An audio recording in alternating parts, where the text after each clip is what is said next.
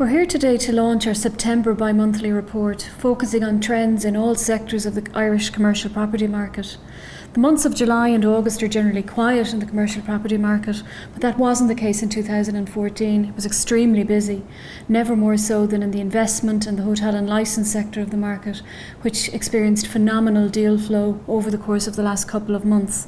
There were several portfolios and individual assets launched for sale during the July and August period, and there were several transactions completed in that period also. We're now entering the traditional autumn selling season, and it would appear that it's going to be very busy, with lots of properties being prepared for launch over the coming weeks and months. There'll be additional pressure in 2014 to get transactions completed by year end to avail of the capital gains tax waiver, which is broadly expected to be abolished in the forthcoming budget. Capital is continuing to emerge from a range of different jurisdictions and from lots of different types of buyers.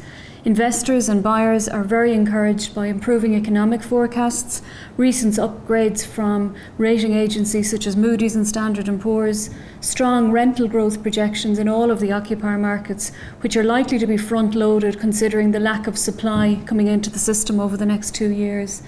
Investors are also encouraged by the arbitrage between prime current yields and those prevailing from government bonds at the moment.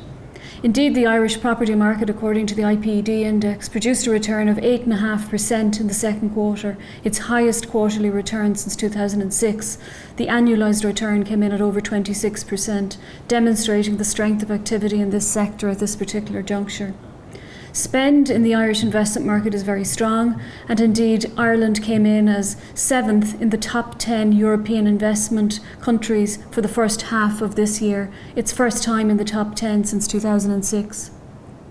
Much of what has been traded over the first half of the year comprised office properties, although having seen the success of Project Acorn, the shopping centre portfolio which traded during the summer months, we would expect to see an escalation in the number of retail properties being offered for sale to investors over the course of the next couple of months, both in terms of shopping centres and retail parks throughout the country.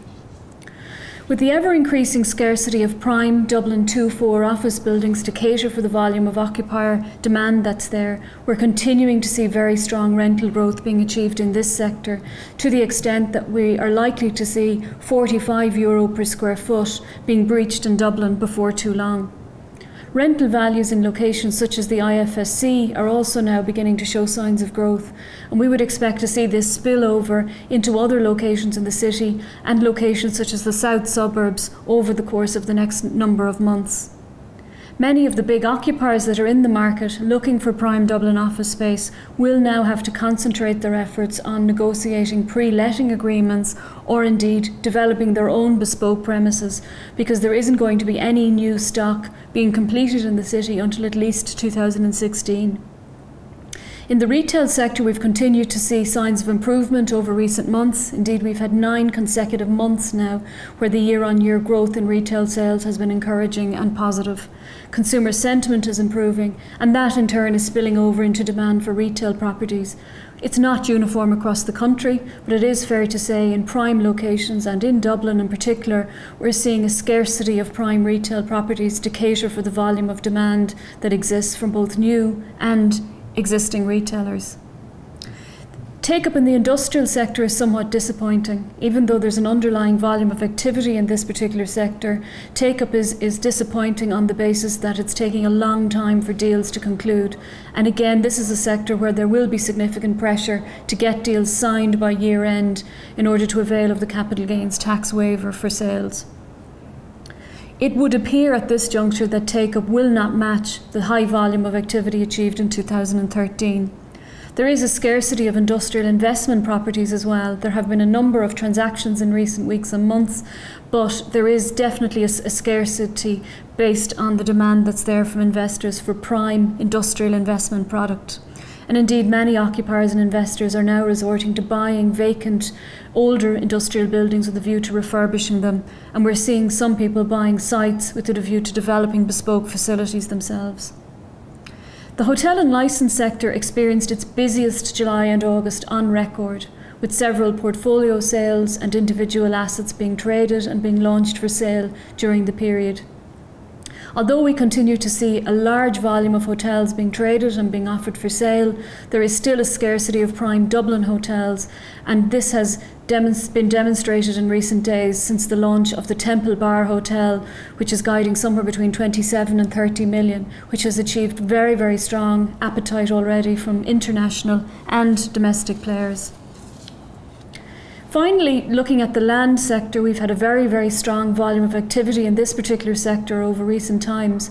Much of the focus in recent weeks has been on Project Cherry, being that it's the first large land bank that has been offered for sale. Much of what has been traded to date has comprised small infill type sites. We expect to see an escalation in the volume of land being traded over the coming weeks and months, and again this is a sector where the CGT waiver will play a part.